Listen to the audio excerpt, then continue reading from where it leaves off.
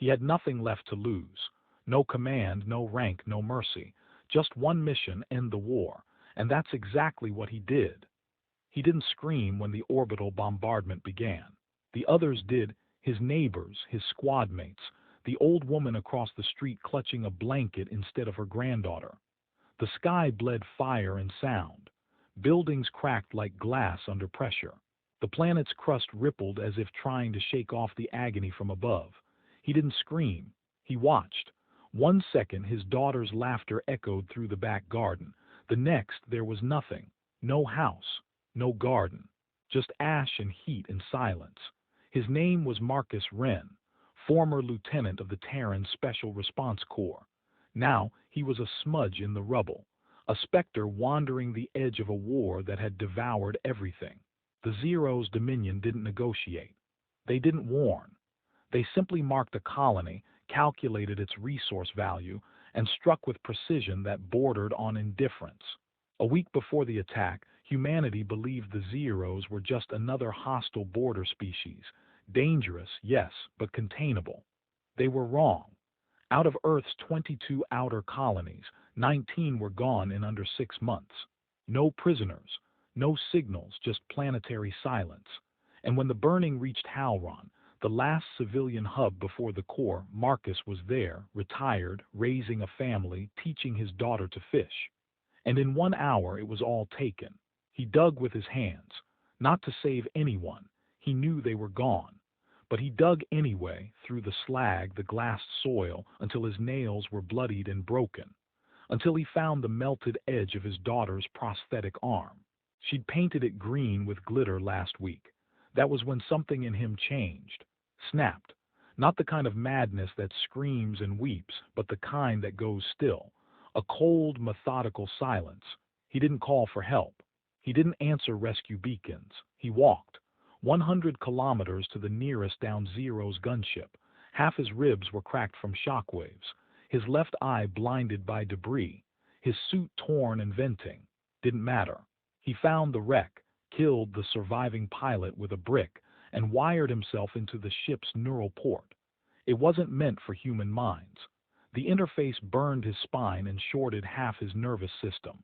He didn't scream.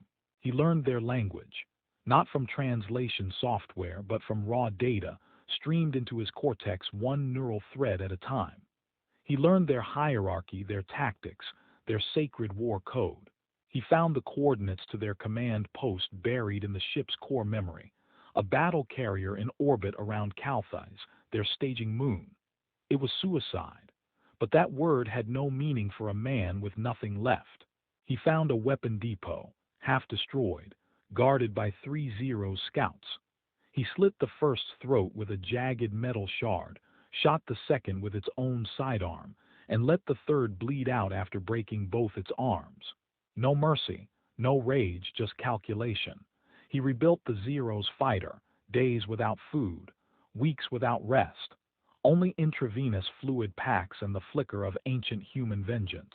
He rigged the ship with a fusion overload trap, but not a quick one. He wanted the ship captured, studied, brought inside their walls, and when it was, he rode inside it, strapped against the hull like dead cargo, body wrapped in thermal shielding, mind on fire with a plan. They pulled the fighter into the battle carrier's hangar with curiosity. After all, the Dominion believed humans were broken, crushed. This was just salvage. Then the hangar doors closed. Marcus detonated the first charge. Imp burst across the magnetic locking systems. The Dominion guards froze. Lights cut. Auto turrets blinked. He sprang from the shell like a revenant from myth, silent, limping, a burning metal rod in one hand and a stolen plasma knife in the other. He didn't attack randomly. He knew the layout. He moved with surgical cruelty, kneecapping guards, severing power lines, overloading reactor failsafes. Then he found their communication relay. He didn't destroy it. He spoke. "This is Marcus Wren of Terran designation. Survivor of Halron, I know you're listening." The transmission was broadcast across the Zero's fleet. Dozens of captains, hundreds of bridge officers. They expected a plea, a threat. What they heard was colder. "I'm not here to bargain. I'm not here to survive. I'm here to end you." He broadcast images of his family, of the crater where his home once stood, of the Zero's soldiers dragging civilians from rubble before incinerating them. I'm not humanity's hero. I'm what you made when you burned our children alive. The Dominion tried to jam the signal. Too late. By then, he'd already breached the reactor core. He wasn't going to destroy just the ship. He was going to make sure every Dominion commander saw how. The ship's self-destruct had 3 layers. He bypassed them in 2 minutes. When the core went critical, he was already gone, launched in an escape pod aimed at Calthi's surface. Behind him, the carrier exploded in a sunburst of fire and antimatter. But he wasn't done. On Calthi's, he hunted. One outpost at a time. He wasn't trying to win a war. He was trying to make them afraid. And he did. Zero's soldiers began abandoning patrols. Rumors spread of a human ghost, undetectable, unkillable, who burned outposts in the night and left only bones. The Dominion issued kill orders. Entire squads deployed to hunt a single man. Most didn't return. He hit their food supplies next, then their medical tanks, then their gene forges. He broadcast each hit live. This is what war feels like. The Galactic Council took notice, not because of the violence, but because of the fear. The Dominion, undefeated for centuries, was unraveling from within, not because of fleets, not because of diplomacy. Because of one man. They tried to kill him from orbit. He disappeared underground. They tried to poison his supplies. He switched tactics. They sent assassins. Only one came back mad, mute, missing both hands. The Council asked Earth for answers. Earth said nothing, because they hadn't sent him. They didn't even know he was alive. But when they learned, when the first transmission reached a Terran interceptor, they didn't stop him. They gave him more. Coordinates, safe houses, access codes. They didn't turn him into a weapon. They simply recognized one already sharpened beyond reason. The Dominion called him the Cinder, not Marcus, not human, not even enemy. Just the cinder, the ember that wouldn't die, the ash that still burned. A myth whispered in broken command halls, where once-proud Zero's generals began to lower their voices. Marcus Wren didn't care what they called him. He cared only for the silence of the outposts he'd left behind, of the corridors still reeking with melted armor and scorched flesh. The silence after vengeance. The only silence that meant anything anymore. He was down to 73% lung capacity. One of his kidneys had failed from poison exposure. His right femur was mostly metal now, repaired with scavenged Dominion parts and crude bone stapling techniques. But he moved. He hunted, he planned, and now he had something more. The Terran Black Channel had reestablished contact. For months, Earth had been silent, not because they didn't care, but because they had nothing left to give. The colonies were gone, the Navy scattered, the people buried in grief and bureaucracy. But Marcus was something they could rally behind. Not publicly, not diplomatically, but quietly, efficiently, with lethal intent. They didn't ask him to come home. They asked him where to drop supplies, and he told them. Advanced ammo, reactive armor, prototype stealth fields. He rejected most of it, too bulky, too traceable. He took data instead. Access to Dominion fleet schedules, command structures, base schematics. He used it all. The Dominion was trying to fortify Calthi's, their last staging moon. From there, they could still punch into Terran core space, still finish the job. And Marcus knew the only way to stop them wasn't to hold the line, it was to make the cost unbearable. He hit them again, not with a weapon, with a lie. He sent a transmission to the Zero's High Admiralty, masked as a Dominion officer. Fluent Zero's dialect, perfect vocal tone, all pulled from dozens of neural captures during his kills. Human infiltration confirmed at Calthi's Central. Command-level breach suspected. Immediate withdrawal advised. They fell for it. Half the command fleet abandoned the moon to reinforce deeper space. In doing so, they left Calthi's exposed temporarily. Hours, maybe a day. That was enough. He stormed the central fortress with a 3-person resistance cell. A wounded ex-pilot, a mute recon tech, and a 13-year-old girl who had survived the Halron firestorms in a water tank and now carried more anger than blood. They called her Sparrow. She carried twin plasma throwers and didn't blink when Zero's flesh hissed on contact. They breached the command fortress from below through the waste shafts. Marcus didn't lead by orders. He led by presence. When he moved, others followed. When he stopped, silence fell. He never promised survival. He never claimed they'd win. He only showed them what one man could do with nothing left to lose. The assault lasted 17 minutes. In that time, they took 3 towers, executed 5 Dominion officers, and wired the planetary control core with an explosive rig so complex it made Dominion AI freeze in hesitation. Then they left, quietly. Just before the fortress broadcast a fake signal, system secure, human incursion neutralized. It was a trap. The Dominion returned in force, flooding back to Calthais to reinforce the site. By the time they landed, Marcus had already triggered the second phase. A virus, not a digital one. A biological weapon stolen from the Dominion's own forbidden labs. He didn't release it on civilians. There were none left. He unleashed it into the officer barracks, into the food processors of the elite regiments, into the med bays of command ships. Not to kill, to mutate, to infect only those who had ordered the exterminations. Gene-coded for war criminals. The Dominion panicked, imploded. They began turning on their own, accusing each other of treachery. Executions soared. Discipline cracked. And across the stars, the myth of the Cinder grew. He wasn't a soldier anymore. He was a consequence. Word spread beyond the Dominion.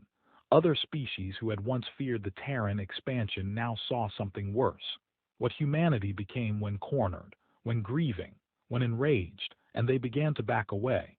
Borders closed, trade routes rerouted, quiet apologies sent in diplomatic packets. Because if Marcus was just one man, what would happen if Earth decided to make 1,000? He never returned to Earth, even when the Dominion's central fleet collapsed, even when the Council demanded peace, even when Zero's leadership surrendered unconditionally and broadcast their own executions in apology. He wasn't done, because there were still ghosts in his head, still screams in his bones. Sparrow tried to convince him once. "You won," she said. "It's over." He looked at her. No anger, no coldness, just tired certainty. Not until they feel what we felt.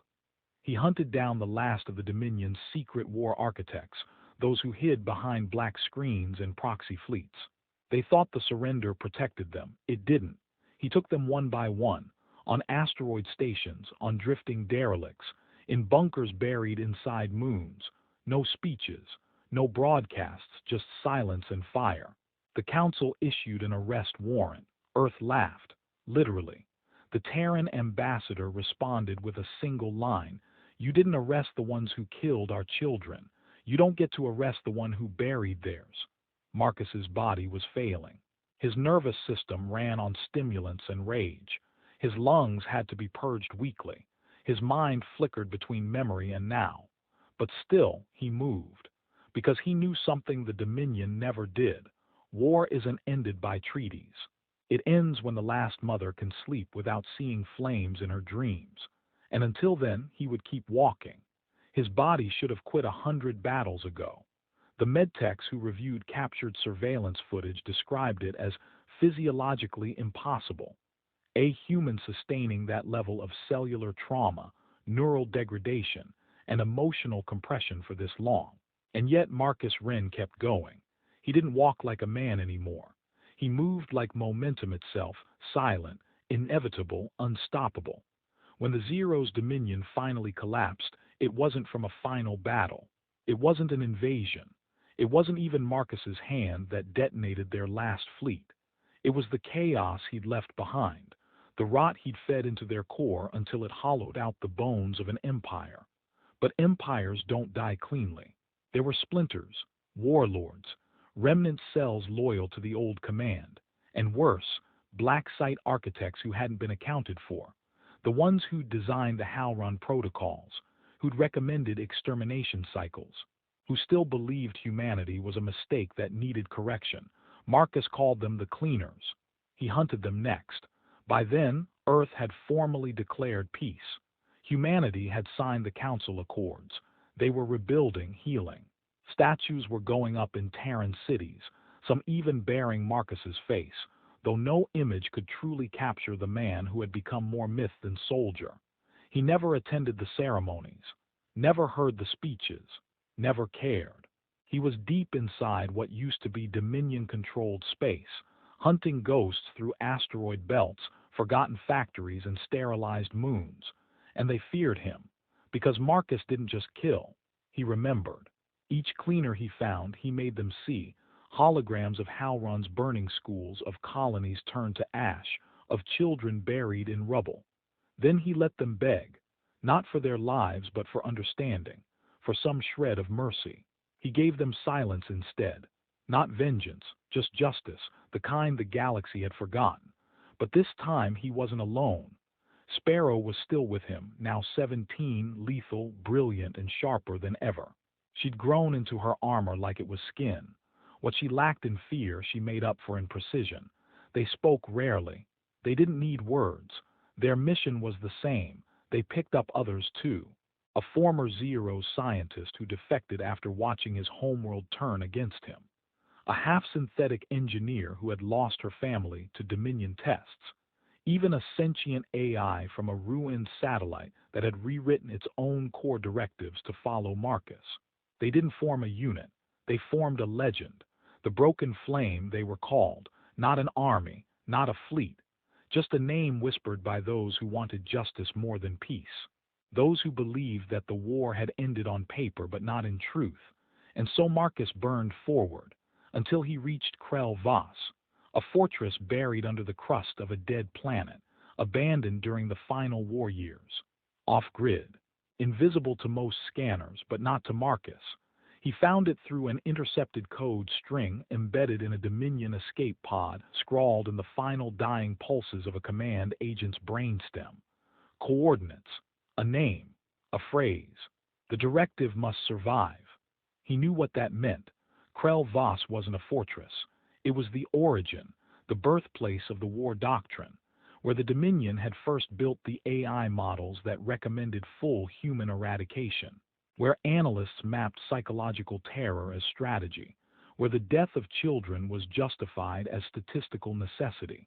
That was where the war really started, and that's where Marcus intended to end it. The fortress wasn't unguarded.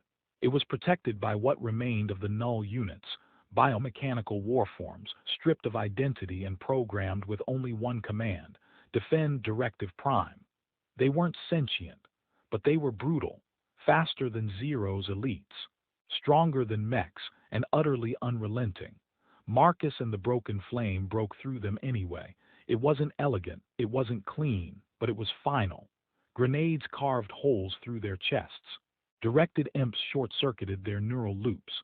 Sparrow took down 3 with a plasma scythe and a broken leg. The AI sacrificed its core processor to overload the control grid. The scientist, bleeding out, detonated a coolant chamber to melt half the internal defenses. Only Marcus reached the vault. The directive AI waited inside, still functional, still humming, surrounded by a digital cathedral of knowledge and horror. It spoke to him. You cannot erase what we are. You cannot destroy the mind that defined your species as risk. He stared at the screen, tired but unwavering. You're not a mind. You're a mistake. I am logic. Your fear dressed in numbers. Then he took out the core detonator, salvaged from a Dominion failsafe nuke, rebuilt by hand, and triggered it with a single phrase. Halron remembers, the AI screamed. Not audibly, but in code, in flickers, in failing resistance. It knew it was dying. It knew this wasn't just deletion. This was annihilation. The vault caved. The planet cracked. The Broken Flame evacuated in silence. And finally Marcus stopped. Not because he was finished, but because for the first time in years he couldn't think of another target, another threat, another architect left breathing. The war wasn't just over. It was dead. He sat alone at the edge of the evacuation vessel. Sparrow sat beside him, silent. You think it's done? She asked. Marcus didn't answer at first. Then, "No war's ever done. Not really." She nodded. "But maybe this part is." He looked at her, the girl who'd survived hellfire and become something stronger. He gave a rare answer, one that sounded like peace. "Maybe." He stood, finally, bones aching, lungs burning, heart still beating. And for the first time, he looked up at the stars, not to plan a strike, but to wonder what came next. They offered him medals. He didn't come. They named ships after him. He never boarded them. The galaxy tried to crown Marcus Wren a hero, but he didn't want to be remembered, because heroes come home, and he didn't. Instead, he vanished. Not into exile, but into silence, into the deep. The kind of silence that only those who have buried everything can live inside. The broken flame disbanded, not by choice, but by design. The AI fragment that had survived long enough to help him reach Krell Voss deleted its own memory banks after the mission. The defected Zero scientist succumbed to his injuries 2 weeks after. Sparrow stayed behind, on a Terran rebuild colony, choosing, at last, a life of gardens instead of guns. Only Marcus walked away from it all. Some said he died in the wastelands of the Outer Rim, hunting the last scavenger clans that wore the Dominion sigil. Others claimed they saw him walking across the surface of an uncolonized world, carrying nothing but a blade made of Dominion steel. The truth was quieter. He was tired, not the kind of tired that sleep fixes, but the soul-weighted kind, the kind that lives in the blood, that hums beneath the bones. But something strange happened after the war ended. Humanity changed. Not because Marcus told them to, not because of monuments or speeches, but because of what he'd shown. That grief wasn't weakness. That mercy had limits. That even one broken man with nothing but memory and rage could bring an empire to its knees. Young recruits studied his tactics, not in combat academies, but in reconstruction zones, in refugee settlements, in places where war had scorched everything but will.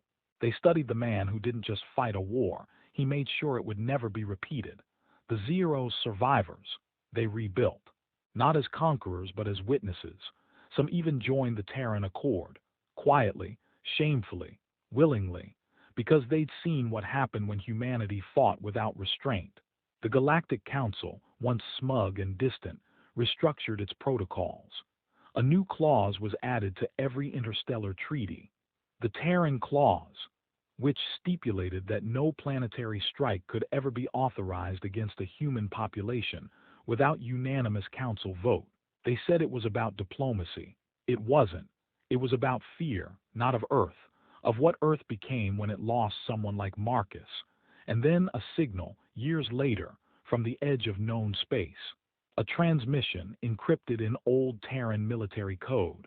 It reached the rebuilt Halron system, now a beacon of human resilience, its crater scars transformed into biospheres. The message was short, 6 words. "I saw her." She smiled again. No coordinates, no name, no request for return, but Sparrow read it, and she knew. Marcus had found it, not vengeance, not victory, but peace. He'd found the place where the screaming stopped, where he could finally breathe. Maybe it wasn't Earth.